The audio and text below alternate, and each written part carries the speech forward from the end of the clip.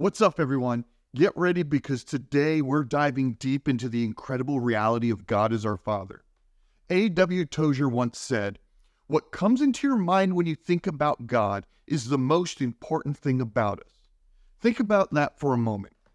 Our perception of God shapes every aspect of our lives.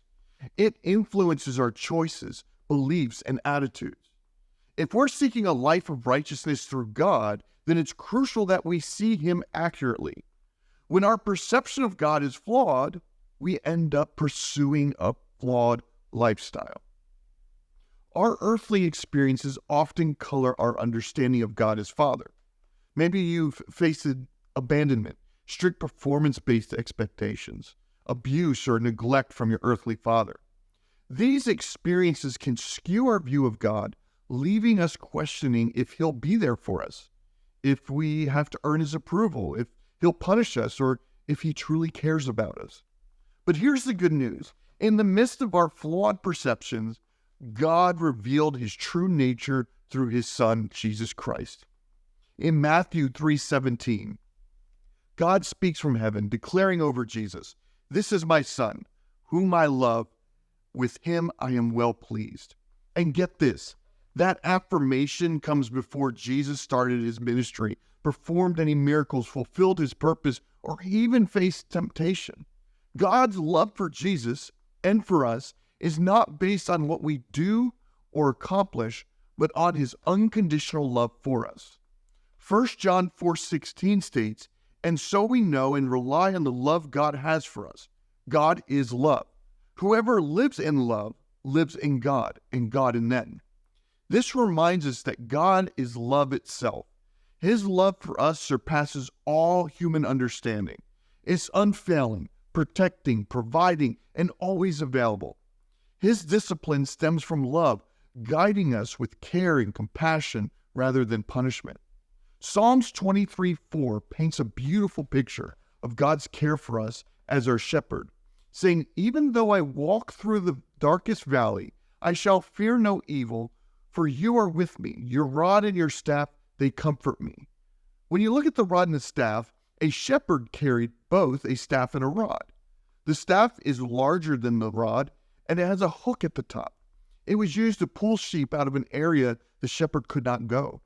It was also used to help guide them through an open gates or across dangerous, difficult paths.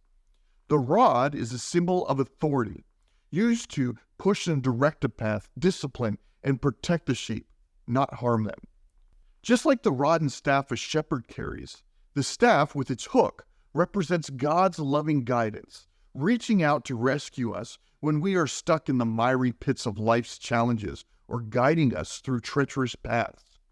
The rod, a symbol of authority and protection, serves as a reminder of God's watchful eye, shielding us from harm and leading us towards righteousness. Neither the rod nor the staff are instruments of harm. Rather, they signify God's loving discipline, leading us towards righteousness and guarding us from the enemy. Scripture tells us that we are God's children and He is our Father. When we look at Proverbs 13:24, this further reinforces this truth about what a loving father is, stating, "Whoever spares the rod hates their children, but the one who loves their children is careful to discipline them." God's discipline is an act of love, guiding us towards righteousness and protecting us from all evil. So, how do we learn who God is as Father? It starts with intentional engagement, spending time with Him in prayer, worship, and immersing ourselves in His Word.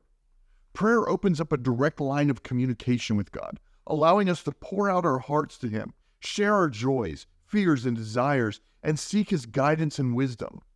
It's in these moments of intimacy with God that we begin to understand His character, His desire for us, and His unfailing love as a Father. Worship is another vital aspect of deepening our relationship with God.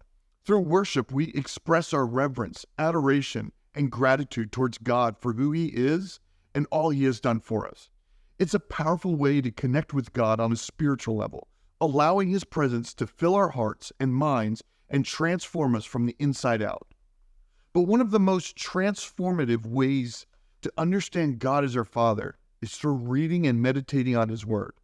The Bible is God's love letter to us, revealing His heart, His promise, His commands, and His plan for our lives. As we immerse ourselves in Scripture, we gain insight into God's character, His faithfulness, His grace, and His unending love for us as His children. As we learn more about the heart of God and apply His teaching in our lives, we begin to see Him as He truly is, a loving Father who desires the best for His children.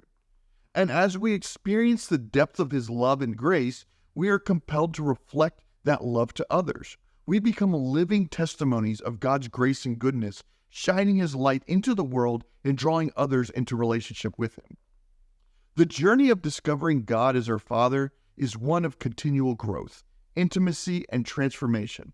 It's a journey that begins with intentional pursuit, but leads us to a deep, unshakable understanding of God's love and His desire for us to experience abundant life in Him. So let's cast aside all of our flawed perceptions of God and embrace His true nature as our loving Father.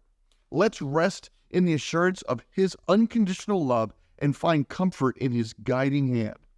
As we journey through life, let's continually seek to know God more deeply and experience the fullness of His love. Love you guys. Can't wait to see you guys this Monday night for our next Bible study. Make it a great day.